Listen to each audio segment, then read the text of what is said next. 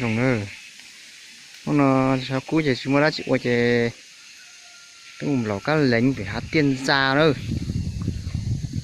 rồi cỡ ra quay cho nó này rồi cho nó để nó biết tủ hoàn toàn nó nữa mua mình có phải chụp túi mua diềm lợn nà lợn sân keo dính chuột dính thôi nhá, còn ve này rất đơn giản, chỉ 1-2 bom rất bình thường nhá. Đây là vừa mới dính được độ 15 phút thôi, rất keo dính.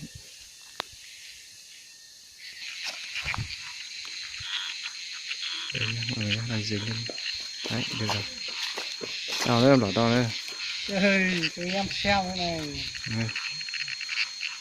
Lấy tủ lại. Anh em xem nhá.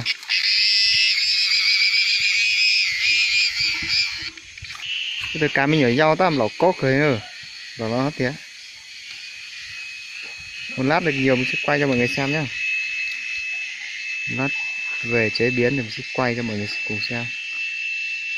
Cùng thưởng thức món ve rừng của Tây Bắc.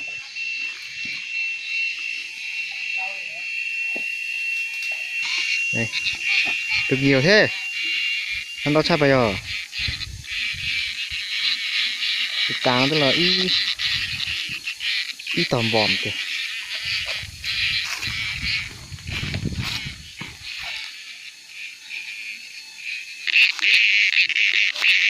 Để mình quay cho mọi người xem lúc mà nó sắp lên ve sầu ấy thì nó như này này. Đấy.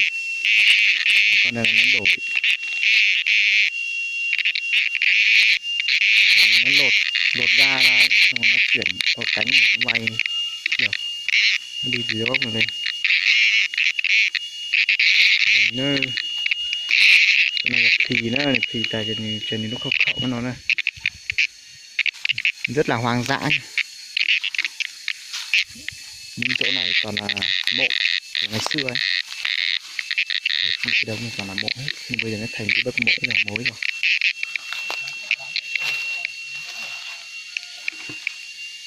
Đây gọi là cái rừng nghĩa địa nha mọi người nhé, chuyên gia này luôn này.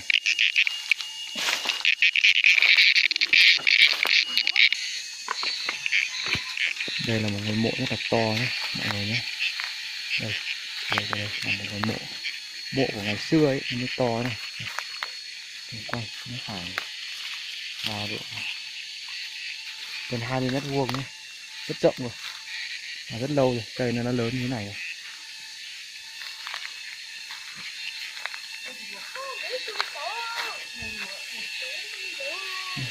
Rất là hoang dã và rất là vui. Nhưng mà chả cú hành ơi, chả cú cờ đẻ lẩu cá lệnh chứ. Muốn là cho YouTube thì lẩu cá lệnh thay được cái sai sơ đấy. Cái gì? Hạt xương gà đấy.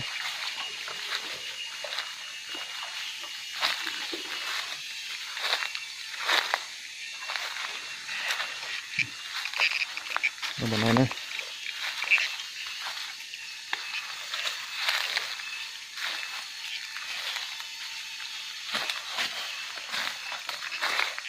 Ủa mình đi vào.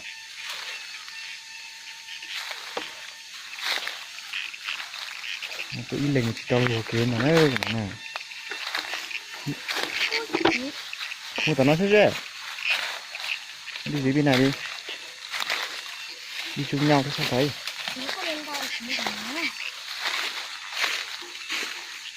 Gần tối rồi, bây giờ là 5 giờ chiều rồi, hơn 5 giờ chiều rồi. Còn tôi ít tủ to này. Đây. Rê, ít nữa cái này. Để tôi cắt đông hơn hết quả rồi. Đây, giờ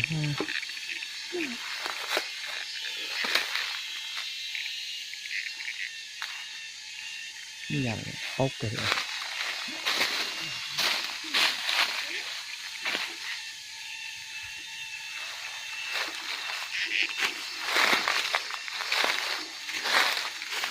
Đây nha mọi người nhé, thì cái mối này cũng là ngôi mộ nữa, mộ của ngày xưa được hơn 30 năm rồi, ra này nhưng mà tu cháu nó có luôn này ra ra dúa này mấy tuổi rồi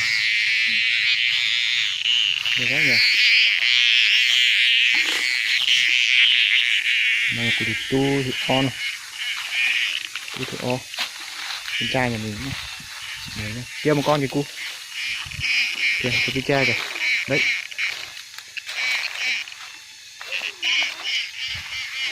kia cái trai kìa cái kia kia mà cái trai kìa cái trai sống thế này tí gì sống thế này nó bay mất rồi nó rất là khôn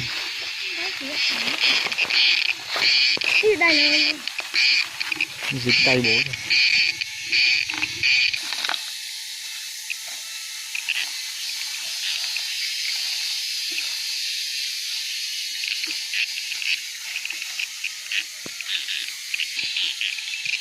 rồi thay cho là sao đi nó in chỉ mình thuật chết đấy gì trong tôi bên bảo tao đi chào con mà là cắt thay sao này bây giờ mang về chế biến nè cho là có tí nó nữa không gì nữa tí ta về cho một ký cái gì ký cho tao nó nè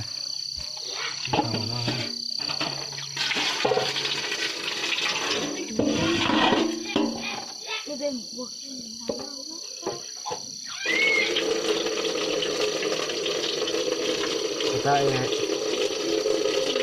mình bảo xóm chỗ nhắc chết thì nó bảo cái lò này nó còn lò nó hánh mà em đảo thầu vào thấy gió phá lên này cho nên là hai anh chị chào chị xếp xóm tôi trên rồi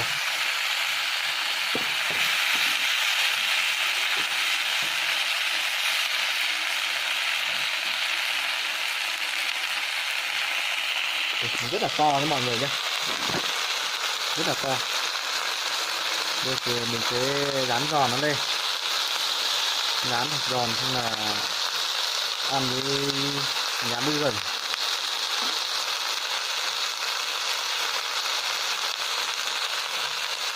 lửa to quá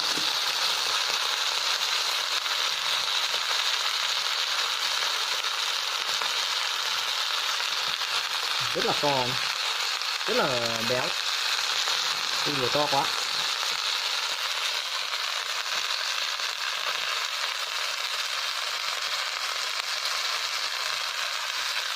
do nó bị cháy mất rồi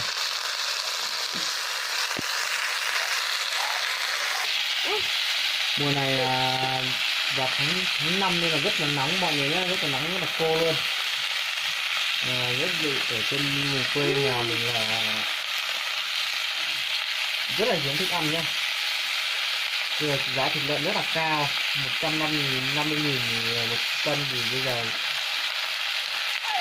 thì bà con cũng nghèo thì không mua nổi thịt lợn ăn bây giờ phải đi kiếm những cái món ve rừng này rồi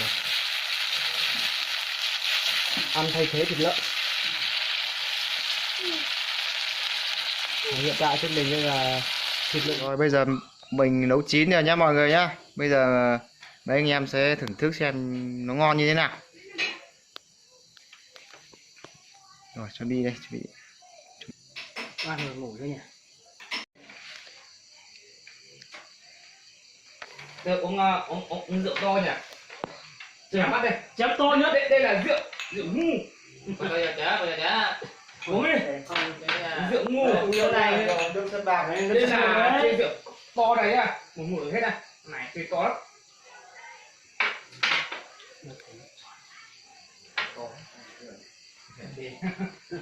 là có sao mà mình yeah không chả mà nhiều lúc là cái mùi tệ đó không đây cái mùi tệ ha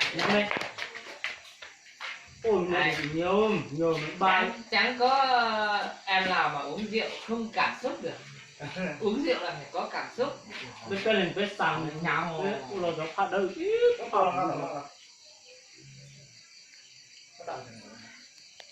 xoài á rồi thế chào anh em nhá anh em bây giờ là máu chiến lắm rồi, thôi thì mình sẽ tạm dừng video tại đây.